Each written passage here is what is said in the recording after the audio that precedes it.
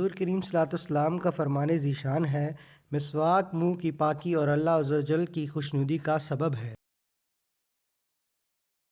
ہمارے channel dental health کو subscribe کریں اور بیل آئیکن کو پریس کر دیں تاکہ نئی آنے والی اپڈیٹس آپ کو ملتی رہیں۔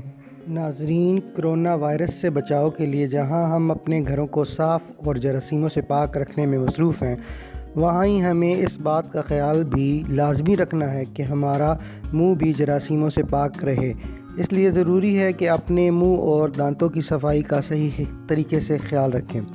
سب سے پہلے ہر کھانے کے بعد لازمی فلاسنگ کریں، اس کے بعد 3 سے 5 منٹ تک دانتوں کو برش کریں۔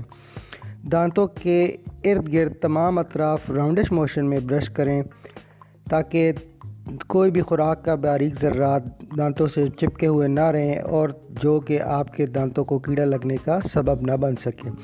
زبان کو لازمی برش کریں یا ٹنگ کلینر کا استعمال کریں۔ اس کے بعد ماؤتھ واش سے کلیاں لازمی کریں۔ بہترین رزلٹ کے لیے ہر نماز سے پہلے مسواک لازمی کریں۔ مسواک میں کلورین اور فاسفورس پائی جاتی ہے جو کہ بہترین جراثیم کش ہوتی ہے۔ مسواک کی چند ضروری ہدایات۔ مسواک کو پکڑنے کا صحیح طریقہ یہ ہے کہ آپ اس کو اس طریقے سے پکڑیں۔ مسواک کا روزانہ نیا برش بنائیں۔ مسواک استعمال کرنے کے بعد پانی سے دھو کر رکھیں۔ اگر ہو سکے تو مسواک کو عرق گلاب میں بھگو کر رکھیں، اس سے منہ کی بدبو کا خاتمہ ہوتا ہے۔